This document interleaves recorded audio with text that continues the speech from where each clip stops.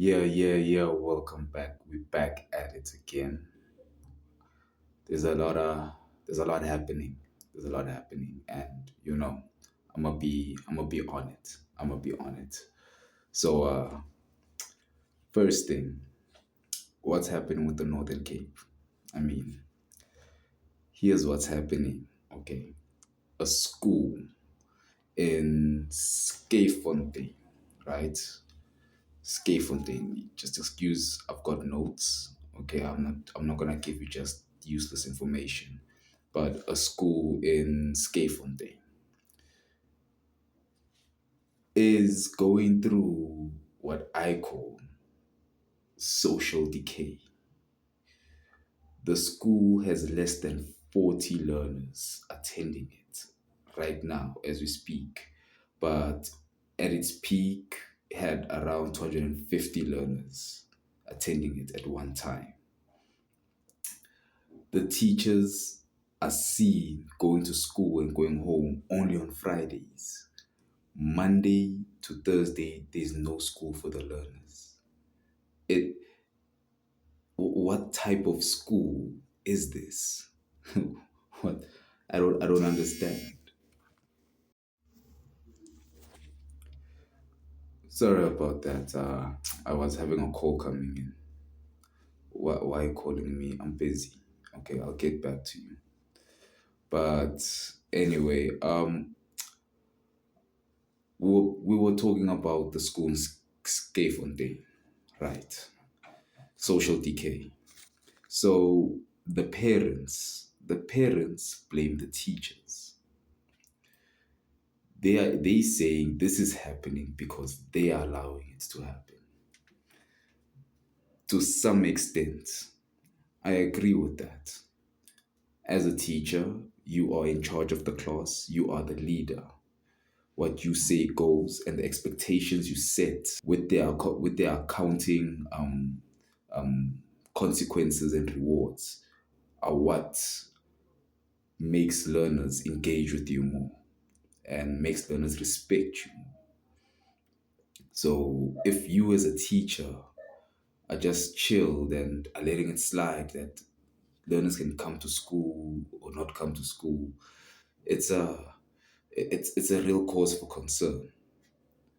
And I would be on the teacher's side, but understand that in this case, the teachers have been properly made to look as as the wrong people here. They are not defending themselves and they are not helping the parents or explaining to the parents what's happening. If there's a problem, what can they do to solve it? Instead, it's just days off and no one communicating, no one caring. So yes, you can say it to some extent you blame the teachers.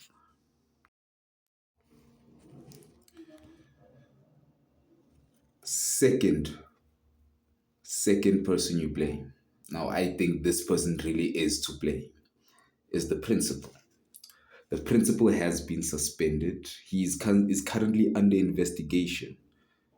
But here, here's my thing. Here's my thing. As the principal, everyone else reports to you.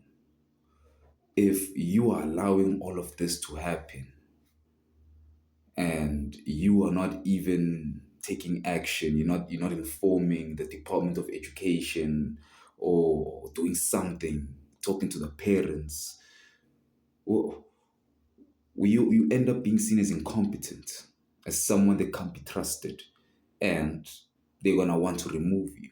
And true enough, he got suspended.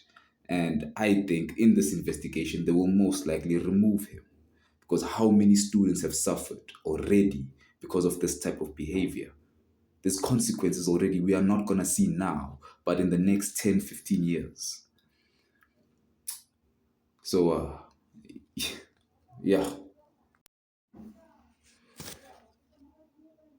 So here's what makes it a little worse. It makes it sting more. Is that the principal never attends school on Fridays, and no one knows why.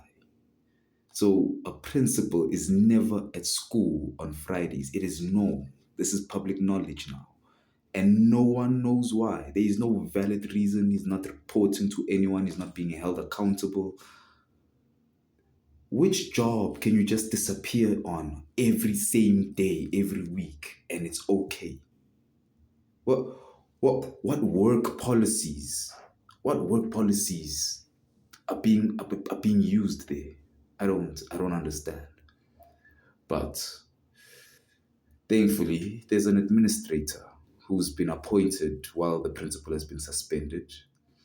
So hopefully, hopefully, a new form of leadership will take place and maybe things will start correcting themselves and people will be taken to task and we'll be expecting people to be attending school, both teachers and students, and to be doing their work.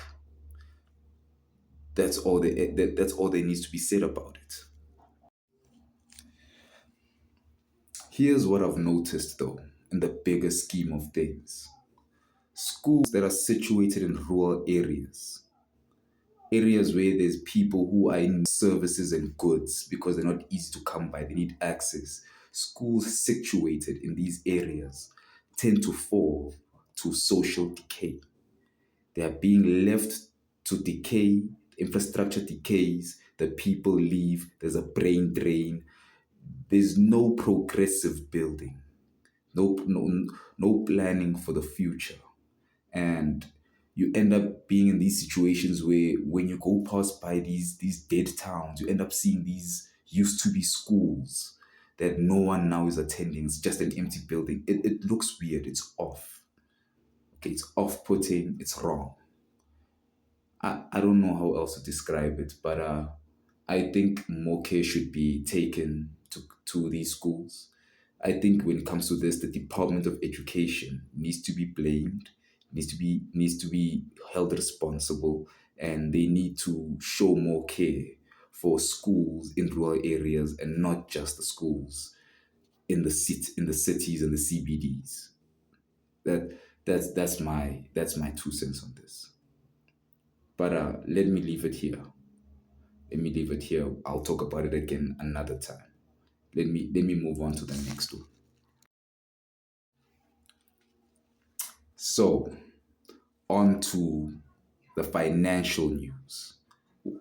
A lot of people don't know, but I like me some financial news, some economic news to help me understand the climate, what is happening, what is being reported, and the effects it has versus the effects it does not have.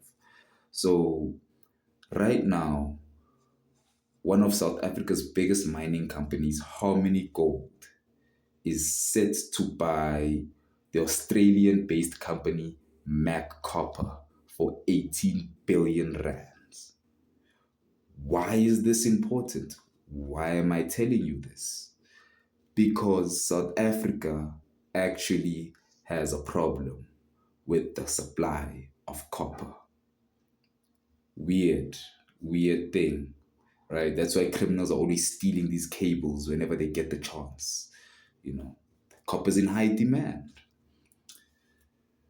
That being said, what other elements of the story are interesting? Let me fill you in. Let me fill you in.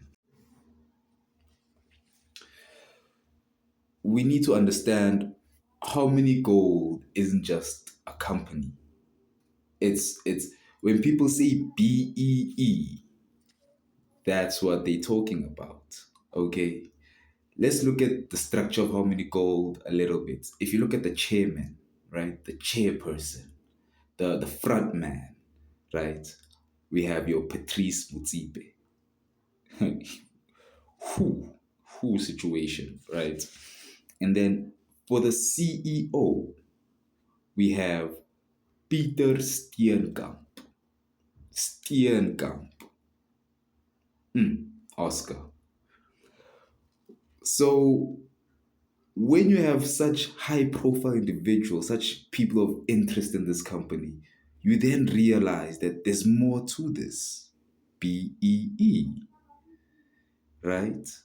They buying copper in another country Australian based, where's this copper gonna go? Most likely gonna come to South Africa. Who's it gonna go to? Who's put who's Mutsipe related to? Come on, guys. Basic, connect the dots. Connect the dots. So let's not get it twisted here. I'm not saying these are bad people. And actually, when you look at the facts, okay, these people employ around what 26,000 employees, right? And they have like what 4,500 contract workers. That's not bad. That's not bad. They doing decent numbers. They're doing decent numbers, and I think when you look at the fact that Patrice and Cyril are in this so-called coalition, and one is a shadow of the other, so we see one and we don't see the other. It makes you think, what are they working business-wise in the back? Because we never know what these people are doing. You never know what the president is doing, but you never know what even the people around him are doing. So when you get to see something like this, it makes you wonder, because they didn't report the person is doing this. They reported the company is doing this. So if you don't do your own research, you won't know that the person is doing this. But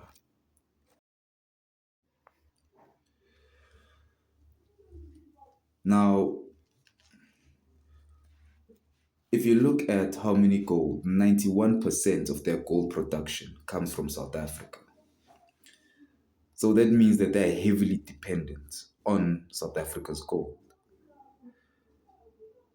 I think looking at how this business is structured, it could be argued that more should be done for the economy. More should be done for the people. My opinion, looking at how it is set up structurally, right? BEE. But anyway, that's my 2 cents. Financial use. I mean, another South African company buying an Australian company obviously is good for the economy in terms of, like, you look at it in the paper, it's good for the economy. In terms of on the ground benefits, I don't know. I don't know. But in terms of production, our economy now has a producer in another country. And who knows? Who knows? Give it a few years, let's see what happens. Anyway, that's me. That's where I end. I'll see you again the following day. Cheers.